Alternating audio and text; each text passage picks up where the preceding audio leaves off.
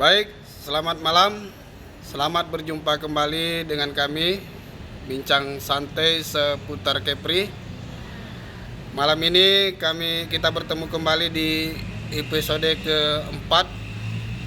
Kita masih bersama dua narasumber. Pertama ada Bung Aldi. Selamat malam Bung Aldi.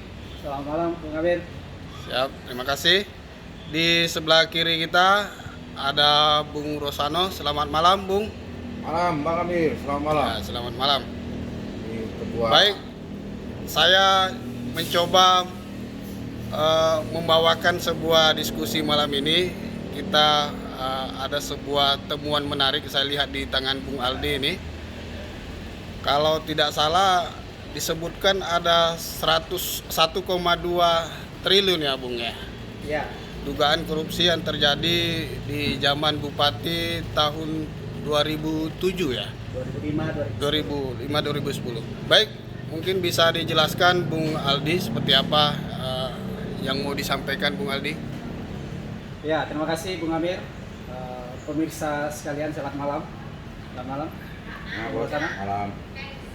Jadi malam ini kita mencoba membahas terkait dugaan kasus super korupsi di periode Bupati Bintan 2005 sampai 2010. Kebetulan tadi pagi saya berjumpa salah satu investor dan beliau memberikan data kepada saya. Jadi kita selalu by data. By data ya. Tanpa data kita tidak akan bicara. Jadi di sini saya mungkin bacakan sedikit. Artinya biar masyarakat termasuk aparat penegak hukum bisa atensi kasus ini. Karena ini terkait masalah investasi. Khususnya di Bintan, Kepri dan pada umumnya di Indonesia. Bahwa dikatakan di sini di dalam MOU, Memorandum of Understanding between Bintan Regency Authority, disingkat BRA, and Samrock Pacific Holding Private Limited,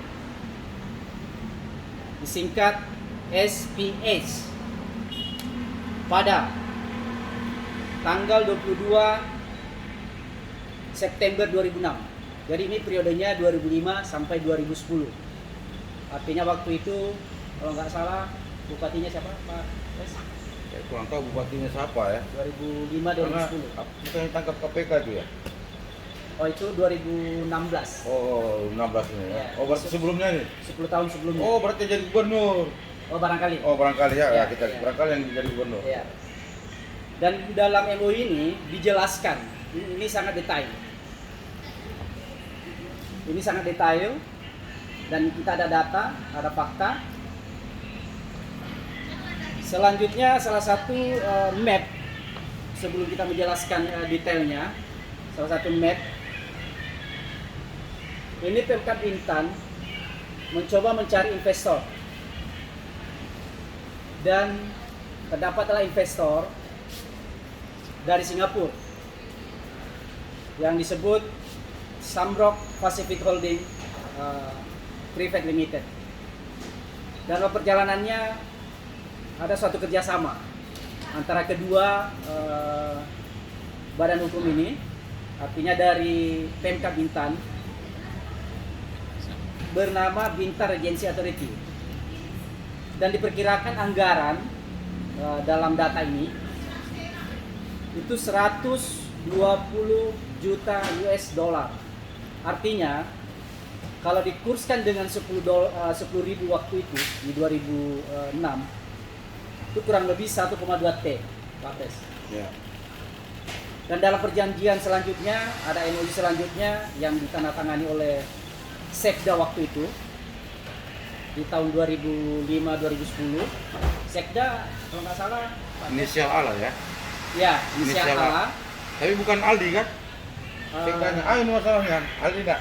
Oh bukan. Oh bukan ya. Ya. Ya tahu sama tahu lah. Jadi disepakati ada termen pembayaran. Itu 20 juta US dollar million, dan dibagi dua termen 10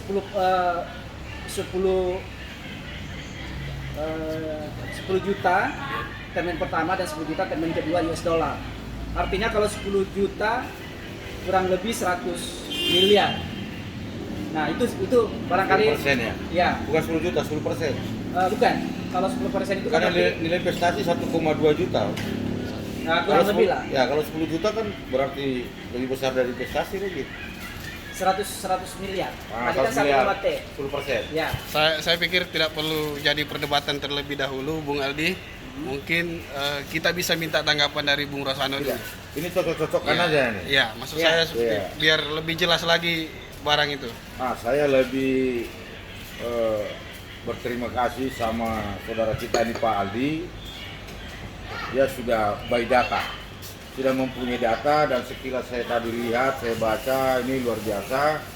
Saya harap ini penegak hukum, khususnya KPK, harus bertindak dengan di Bintan.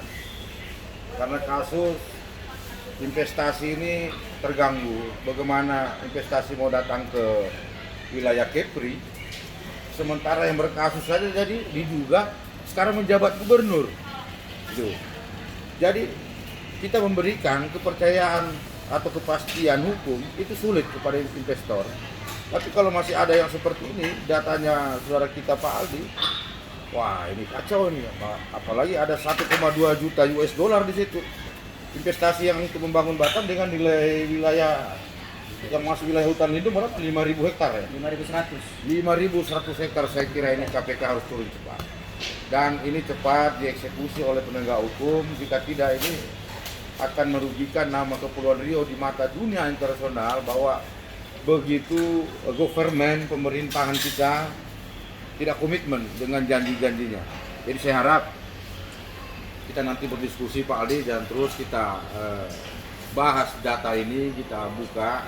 Tapi mohon maaf untuk publik, kami nggak bisa ekspos data yang dimiliki oleh Pak Aldi ini karena ini data sangat mahal. Baik, terima kasih Bung Rosano. Saya pikir perlu sedikit penjelasan dari Bung Aldi. Ini sebenarnya dugaannya korupsinya apa, Bung Aldi? Jadi kalau kita baca MOU ini, jadi kita bicara soal by data, Pak Bes. Diduga, ini ada dugaan. Ini diduga ada istilahnya diduga penipuan soal proyek. Jadi di waktu kita tahu bahwa awal berdirinya pemekaran Kabupaten Bintan itu adalah perlu dana untuk membangun. Nah, dibutuhkanlah 1,T dengan kurs waktu itu kita anggap 10.000. Butuh investor yang punya dana untuk membangun kota Bintan. Nah, dalam perjalanannya kita tahu semua bahwa dalam kasus hutan alih fungsi hutan di Bintan, saudara Sekda waktu itu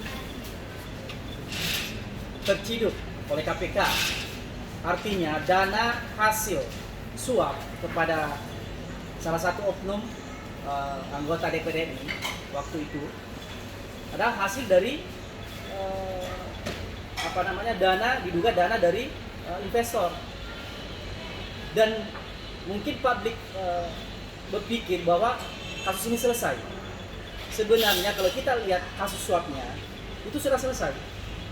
Karena dalam fakta persidangan yang ada dalam media kita baca, dikatakan bahwa ada pembicaraan antara Sekda waktu itu dengan Bupati, mengatakan ada pencairan cek sebanyak 4 miliar. 2 miliar untuk anggota DPR RI, 1 miliar untuk kehutanan, dan 1 miliar dan lain-lain untuk dan lain-lain. Nah, di sini sebenarnya KPK harus menelusuri sumber dana yang dipakai menyuap oleh oknum pejabat Bintan waktu itu. Nah, begitu barangkali, Bung Ahmed. Baik, terima kasih Bung Aldi. Kasusnya sudah kita tangkap cukup jelas. Mungkin dari sisi penegakan hukumnya, Bung Rosano mungkin bisa ditambahkan. Kalau begini nih saya cuma dorong Pak Aldi aja kan. Dari Pak Aldi yang menguasai data itu, karena beliau yang punya data, berarti saya tinggal dorong-dorong saja. Untuk penegakan hukumnya seperti apa kira-kira? Penegakan hukum ini saya pikir ya segera harus cepat dilakukan, karena di TAP MPR itu juga disampaikan bahwa pemberantasan korupsi itu adalah semua lapisan masyarakat turut serta membantu penyelenggaraan pemberantasan tindak pidana korupsi, kolusi, dan nepotisme. Ya, kami masyarakat ini ketika ada data valid seperti ini, dan semoga juga nanti dari viralnya ini kita minta juga ke teman-teman di KPK, kita akan share juga ke KPK supaya segera ditindaklanjuti. Ini kasus-kasus bukan kasus uang sedikit, karena juga menjaga marwah nama bangsa Indonesia, juga menjaga nama marwah Kepulauan Riau terkait Kepulauan Riau dan Batam tentang investasi. Investor nanti akan tidak percaya masuk ke Indonesia ketika dia tipu seperti ini. Mereka sudah tanamkan uang 10%, artinya ada 100 miliar uang sudah dikasih ke pemerintah Bintan, tapi tidak terrealisasi sampai saat ini. Gitu. Nah, kemungkinan ini yang saya minta supaya Pak Aldi cepat dorong ke KPK. Saya support beliau, kita dorong terus. Baik, terima kasih. Masih ada mau ditambahkan, Bung? barangkali Singkat ada aja. tambahan sedikit. Setelah saya pelajari, ada ini data yang perlu Pak diketahui.